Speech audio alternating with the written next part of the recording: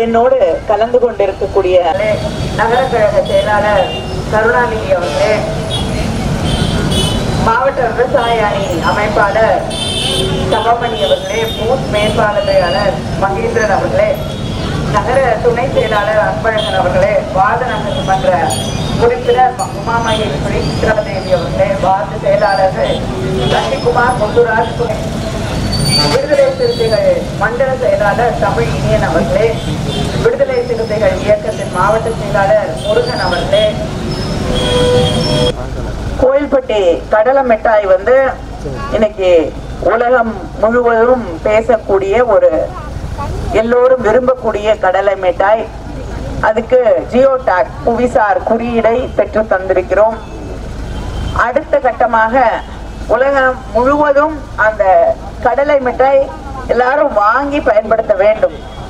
அப்படி ஏற்றுமதி செய்தால்தான் எல்லா மாநிலங்களுக்கும் எல்லா நாடுகளுக்கும் அதை அனுப்பினாதான்.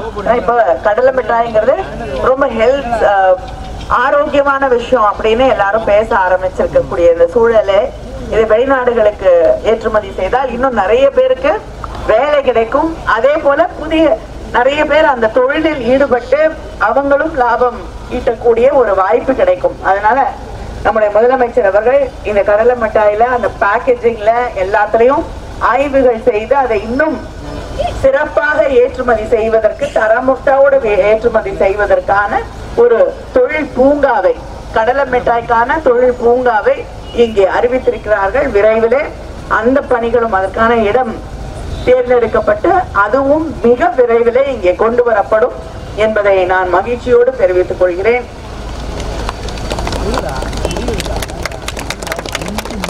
அதே போல தேர்தல் நேரத்துல முதலமைச்சர் உங்களை சந்தித்து உங்களுக்கு தந்த வாக்குறுதிகள், பஸ்ல பெண்களுக்கு கட்டணம் கிடையாது, விடியல் பயணம் என்று அறிவித்தார்கள். இன்னைக்கு பெண்கள் வெளியில போனோம்னா யார்கிட்டயும் போய் பஸ்ஸுக்கு காசு வேணும்னு கேட்க வேண்டாம் இல்லையா? நீங்க பாட்டு கிளம்பி போகலாம், காசை மிச்சம் பண்ணலாம். அந்த உரிமையோடு நீங்கள் அந்த பஸ்ல ஏறி செல்லக்கூடிய வாய்ப்பை நம்முடைய திராவிட முன்னேற்ற கழக ஆட்சி உங்களுக்கு உருவாக்கி தந்திருக்கிறது. அதே போல மகளிர் உரிமை தொகை, கலைஞர் மகளிர் உரிமை தொகை என்பது இன்னைக்கு தமிழ்நாட்டுல வந்துச்சா? தமிழ்நாட்டுல 1,15,00,000 பேருக்கு வழங்கப்பட்டு கொண்டு வருகிறது. சில பேருக்கு விடுபட்டு இருக்கலாம்.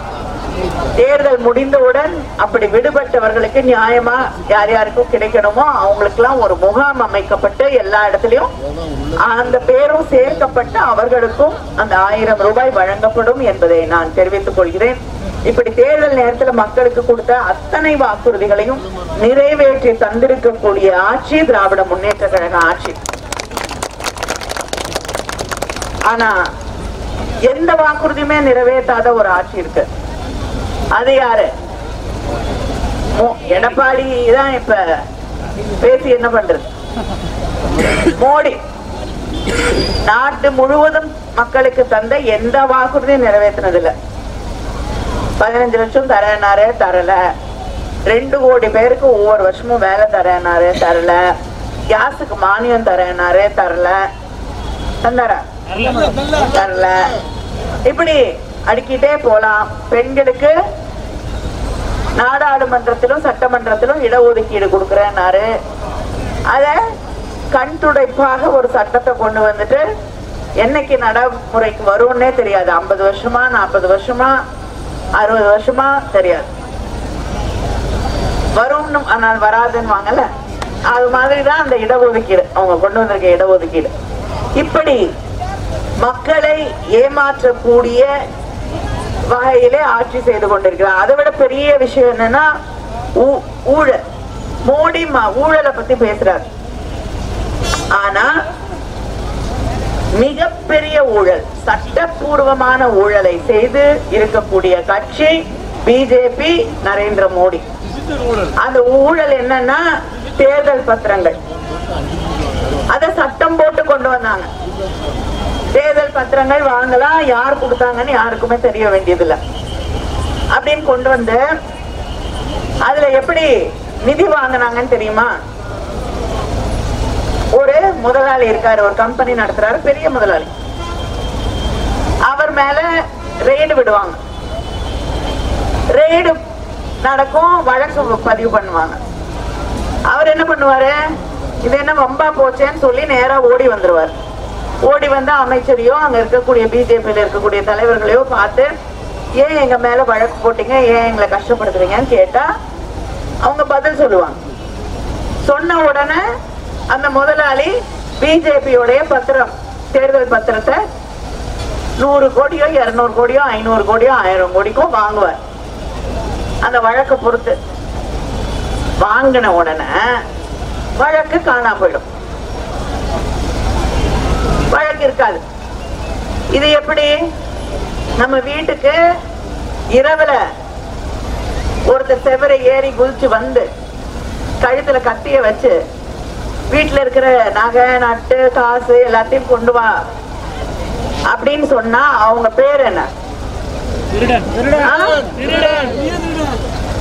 இந்த மிரட்டி வாங்குற காசுக்கும் இந்த மிரட்டி வாங்கக்கூடிய பொருளுக்கும் என்ன வித்தியாசம்?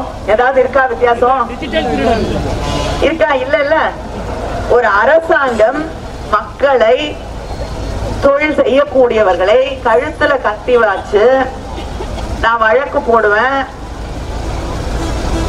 உன்னை சிறைக்கு அனுப்புவேன், நீ என்னுடைய கட்சியோடைய தேர்தல் பத்திரத்தை வாங்குன்னு சொல்லி இன்னைக்கு இந்தியாவில் இருக்கக்கூடிய அத்தனை கட்சிக்கும் கால்வாசி தேர்தல் பத்திரம் வந்திருக்குன்னா 3/4 மேல பிஜேபிக்கு வழங்கப்பட்டிருக்கு. அது சில கம்பெனி லாபமே பார்த்ததில்லை அவங்க வாழ்க்கையில. அப்ப லாபமே வராத ஒரு நிறுவனத்துல உங்ககிட்ட காசு இருந்தா கொடுக்க முடியும், காசே இல்லைன்னா எப்படி எடுத்து கொடுக்குறீங்க? அப்ப வேற யார்கிட்ட இருந்தோ வாங்கி தானே கொடுக்குறீங்க. அத வேற யாரோ யாரு? அதுல ஊழல் இல்லையா? இப்படி லாபம் பார்க்காத கம்பெனி, அப்புறம் இவங்க கிட்ட ஏதாவது ஆதாயம் வேணும்னு நினைக்கிற கம்பெனி, இவங்க எல்லாம் பிஜேபிக்கு தேர்தல் பத்திரம் வாங்கியிருக்காங்க. இது மிகப்பெரிய ஊழல். நம்முடைய சுப்ரீம் கோர்ட்டே அரசியல் சாசனத்திற்கு எதிரான விஷயம்னு சொல்லி பிஜேபி தலையில குட்டு வச்சதுதான் நடந்தது. இப்படிப்பட்ட ஊழலை செய்யக்கூடியவர்கள் மற்றவர்களை பார்த்து ஊழல் என்று சொல்லுவதுதான் மிகப்பெரிய வேடிக்கை. தேர்தல் வந்துருச்சு, நரேந்திர மோடி தமிழ்நாட்டை சுத்தி சுத்தி வராரு. மழை வந்தப்ப வரல, வெள்ளம் வந்து பாதிப்புகள் ஏற்பட்ட போது வரவில்லை. 1 ரூபாய் நிவாரண நிதி தமிழ்நாட்டுக்கு அனுப்பி இருக்காரா? அனுப்புத. நமக்கு வர வேண்டிய காசையாவது நம்மகிட்ட இருந்து எல்லாருக்கிட்டையும் ஜிஎஸ்டி போட்டு காசை வாங்கிட்டு போறாங்கல்ல, அதை திருப்பி கொடுத்துருக்காங்களா? அப்ப எப்படி ஒரு மாநில அரசாங்கம் நம்ம கிட்ட இருந்து 1 ரூபாய் வாங்குறாங்க அப்படின்னு வச்சுக்கோங்க வரியா, திருப்பி 60 பைசா 70 பைசா 80 பைசா கொடுத்தா கூட பரவாயில்ல, திருப்பி கொடுக்கறது 26 பைசா. இதே உத்தரப்பிரதேசத்துக்கு திருப்பி கொடுக்கறது 2 ரூபாய்.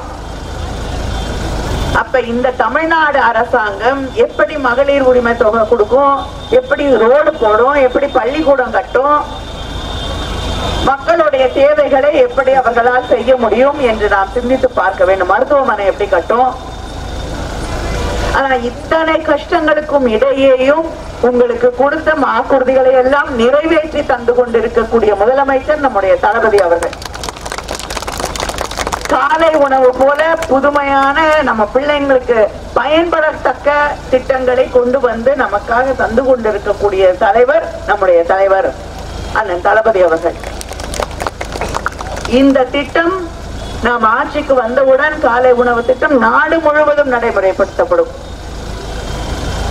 அதே போல கேஸ் சிலிண்டர் விலை ஏறிக்கிட்டே போகுது. நம்முடைய ஆட்சி ஒன்றியத்தில் வந்த உடனே கேஸ் சிலிண்டர் விலை என்ன? 500 மேடம்.